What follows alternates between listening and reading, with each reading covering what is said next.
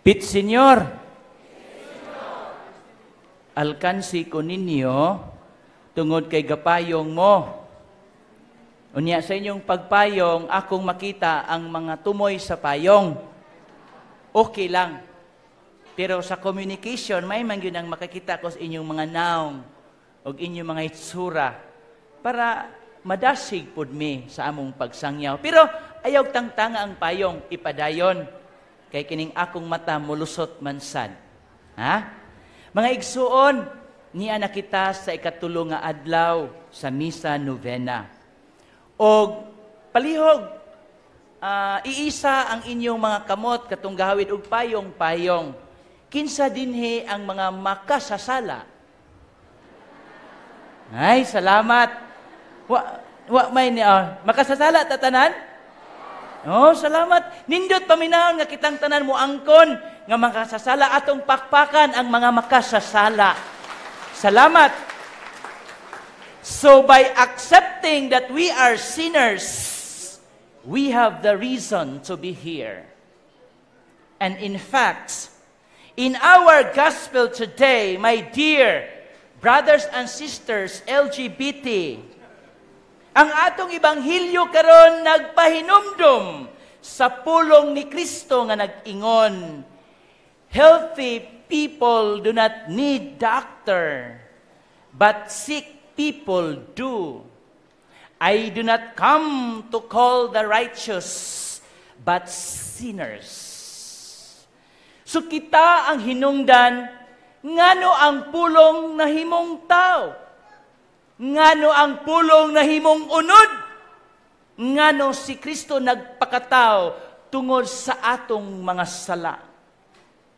O tungod sa atong mga sala, gipadayon ang paghigugma ni Kristo kanatong tanan kay gusto niya nga kita luwason. Og ang pinakauna nga step or ang alang sa kaluwasan mao ang pag-angkon og pagdawat nga kita makasasa. Sa panahon nga si Pope Francis gi-interview o gipangutana kinsa man si Jorge Bergoglio, George, na tukan si Pope Francis ug miingon siya, si Jorge Bergoglio, usa ka makasasala. Nganong mauwaw man ta, nga ingon nga makasasa kang dako, pasalamat kay imong sa dako. Buti pasabot, mas dako ang lunaog panahon nga ihatag ni Kristo nato.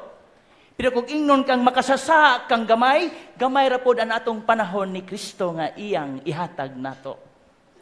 Suwa na magpasabot mga igsuon nga muhimo tagdako nga sa. Kundi kadtong nakahimo og sa nga dako, didto ra ta kutob. Unya atong paningkamutan sa pagbag-og pag-usob para ang atong debosyon sa balaang bata dunay rason ug dunay sangputanan. Mao nga we have the reason to rejoice and be glad. Tungod kay si Kristo mianhi alang kanatong mga tao nga dunay kalag, mga tao nga matinuuhon. Mao nga sa atong ibanghilyo, gipakita ang hulagway og imahe ni Kristo, isip usa ka physician, isip usa ka doctor, isip usa ka healer. Nganong dunay may physician, doctor ug healer? Tungod kay dunay masakiton. So kung way masakiton, unsay gamit sa doctor? Wow! So kaning mga doktor, malipay daghang masakiton. Sorry ha, ako rane. Kaya kung wanay masakiton, wanay doktor, di ba? Kung wanay masakiton, wanay hospital. Tanawa, daghan kay mga hospital nga nitubo. Nagpasabot nga daghang masakiton. Sa atong simbahan usab sa Basilika, nagkadaghan ang mga tao, nagpasabot nga nagkadaghan ang mga makasasala. Amen? Amen. Nindot kayo, hinaot pa. Karon nakabantay mo, tuwa na dito dapit ang atong entrance, exit, labasanan, gawsanan, unsa pa diha. Na dito na, sunod tuig po, basing mabutis mitro gaysano, adto na ta mag-entrance. Mga akong suggestion ninyo, ayaw na magbuhat og sala para gamay na lay manimba, di ba? Kung magpadaghan mog sa, malipay man sad me. Kay kung wa na mo isa, wa na sa may gamit nga pare, kay wa na may mangumpisal. Di ba? Kung wa na isa, langit na ni. Kay di pa man na langit, mutilaw tag langit. Mao mga igsoon, ang atong mga pagtulunan karon nagpahinumdom si Kristo nga mapasayloon. Si Kristo nga mahigugmaon, si Kristo nga anda mo ayo, si Kristo anda mo tubag sa ato mga yango panginahanglan og singgit alang sa kaayuhan, dili sakit sa lawas, kundi sakit sa kalag. And so the Pharisees in our gospel, my dear brothers and sisters, nangutana, ngano man siya nakigkaon sa mga tax collectors o mga makasasa. Usahay, ningkos ko na itong tingog, mura matag mabayot, hinoon.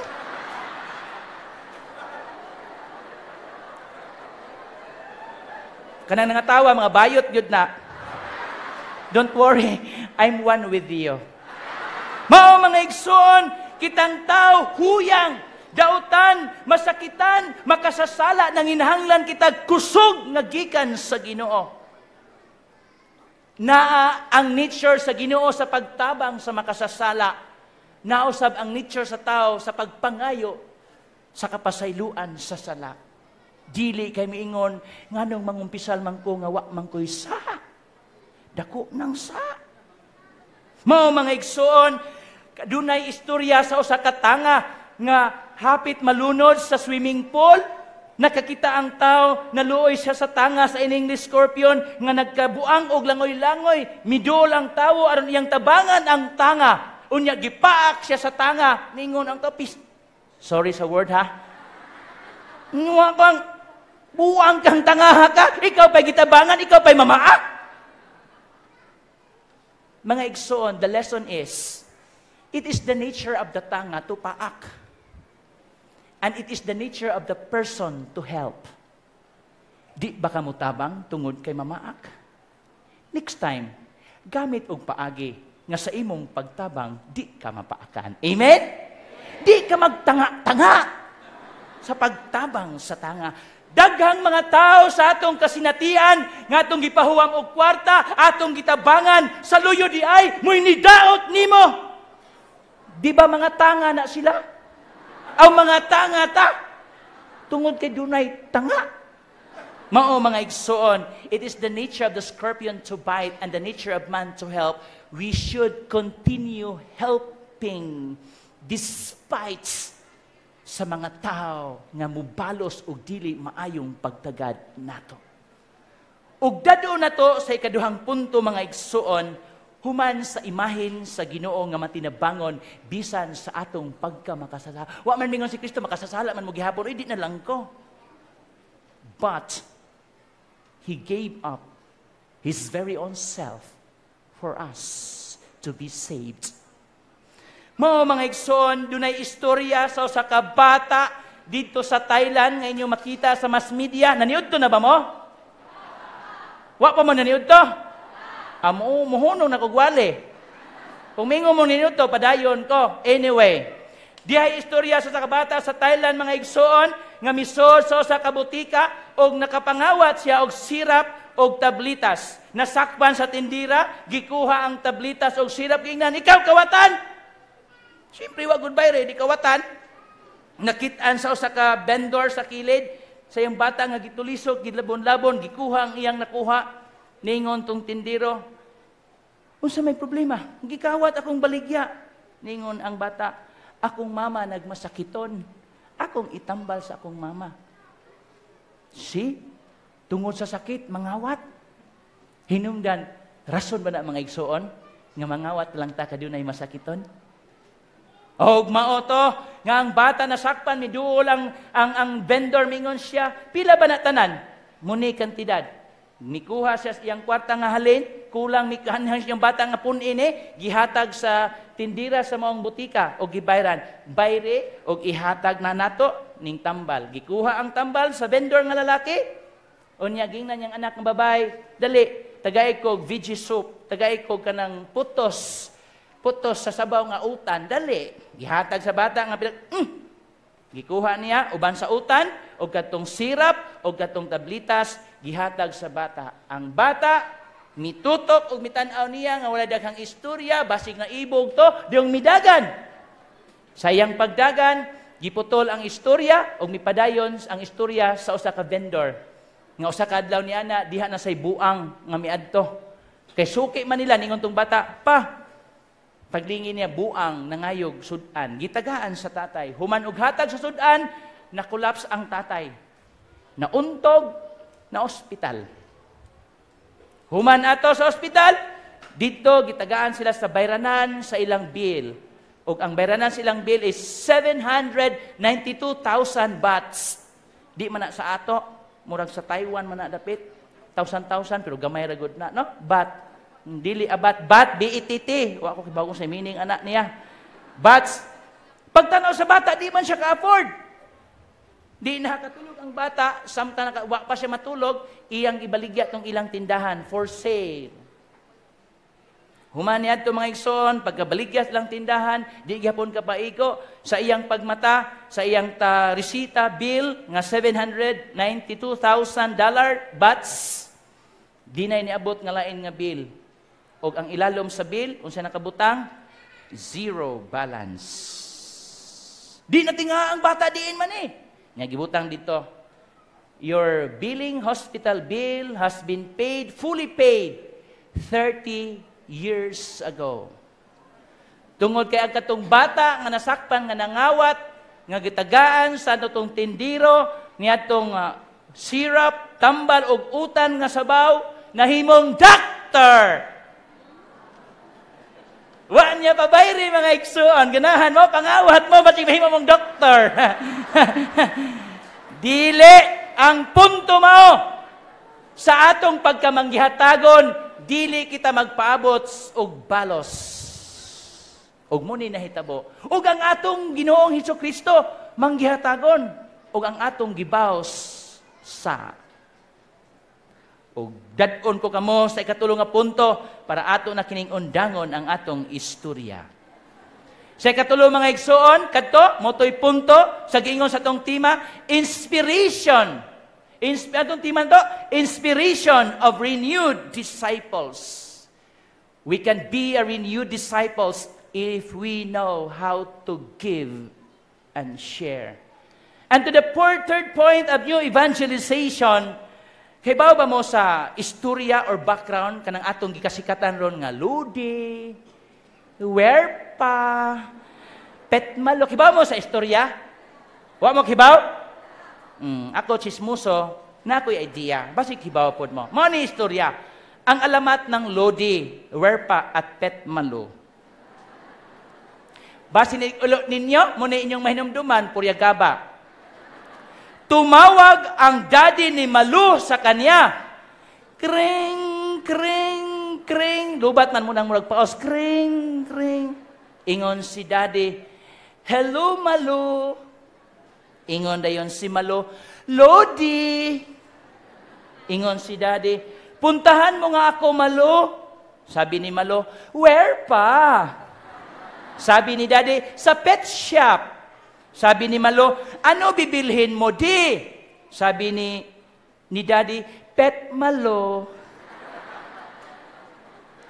Hangtod nga dili ta kasabot, nganong naana. Patuyang tagsunod-sunod, gamit-gamit kay uso. Atong tugkaron, atong aninawon, nganong naana. Pananglitan, sa debosyon ni Santo Niño, kasabot ba mo, nganong manimba mo? Muna'y pitmalo. Simba-simba, kay kuyog ang cross, kuyog, kasabot ba mo? Nganong nanimba ta?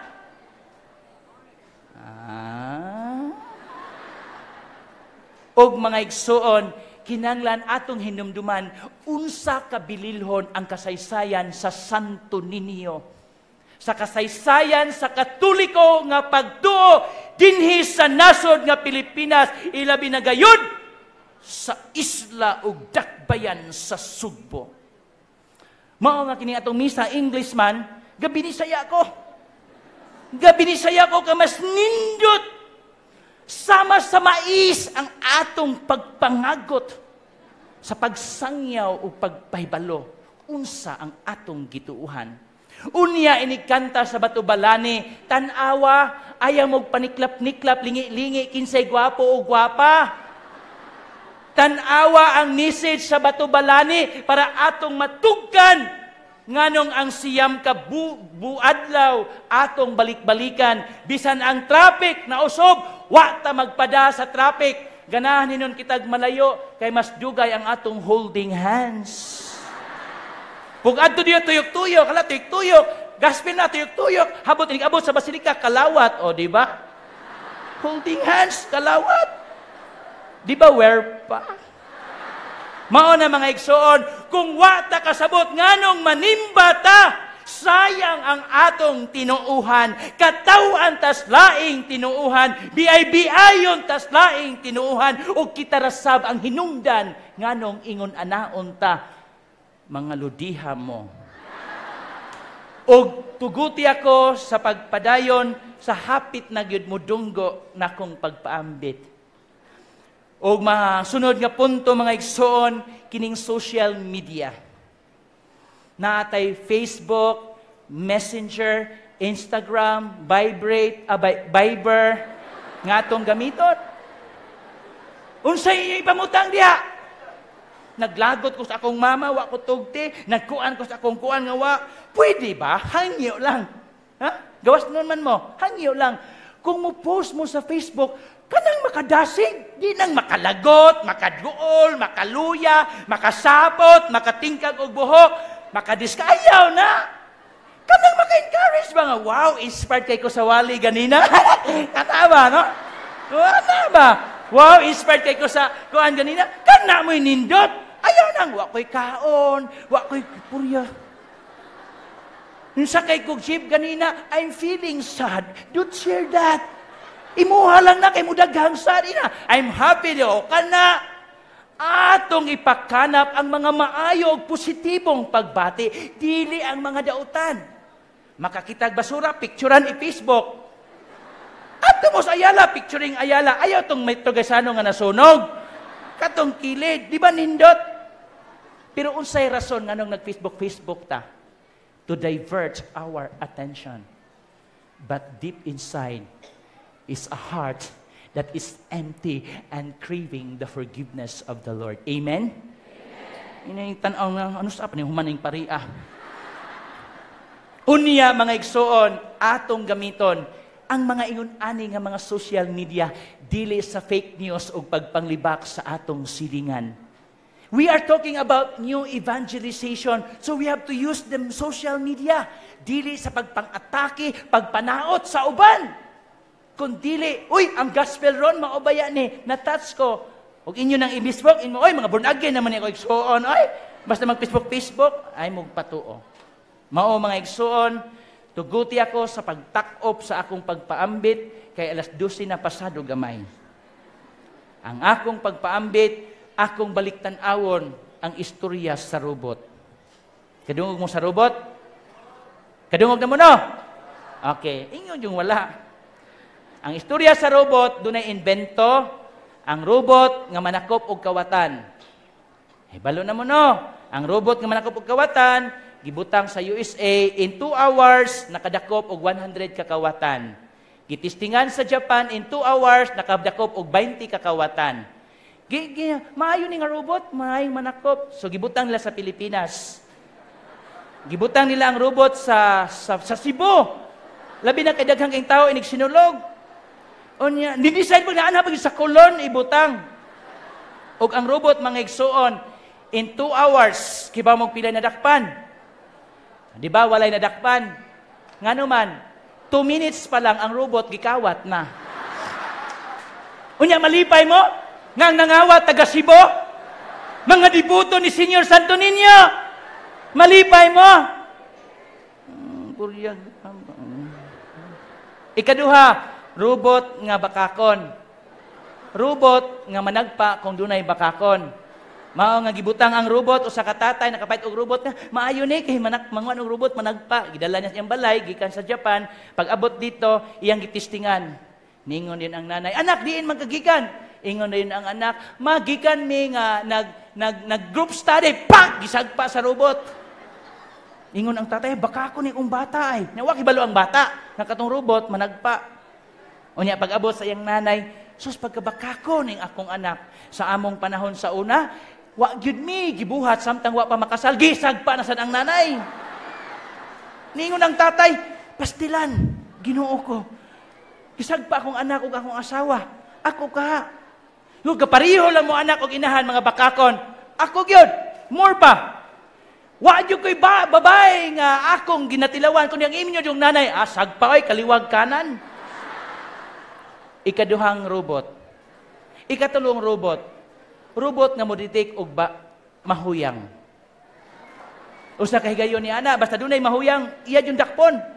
Usa ka higayon ni ana, dunay usa ka tawo nga naglakaw-lakaw sa basilika. Aksyon nagdakop sa robot. Nahunong, di nakuratan tong tawo nga naglakaw-lakaw. Nahibaw-an nga tong tawo naglakaw-lakaw pari di ay.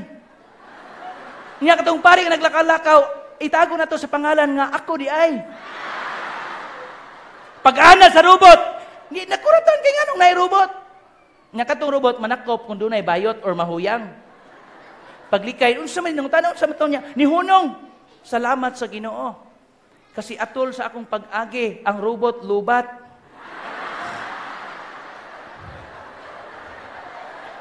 Og another version sa robot. Ang last nga version sa robot, gusto nga mag-imbento og robot nga mudakop or mudetect og makasasala. Usa na lang kasimana, wa gyoy nadakpan ang robot nga makasasala. Tungod kay ang robot, way kasing-kasing. Ug bisan kamo karon nga nagtupad, way bisan kinsa nga nakahibalo kung unsay inyong sala. Kundi ang Ginoo lamang. Amen! Tungod kay dili kita robot, hinaot nga dili ta magpadakop. Dili mamakak, dili mangawat, para mamahimo kitang bag-ong magsasangyaw sa bag-ong evangelization in the name of Señor Santo Niño. Hinaot mga igsoon sa atong pagsimba, pagsinggit, Viva! Dili unta, Viva Pit Malo, kundi la, Viva Pit Señor. Viva Pit Señor! Viva Pit Señor! Hinaot nga mamahimo kitang tao nga kamaong mupasaylo sa atong isig katao. Amen? Amen.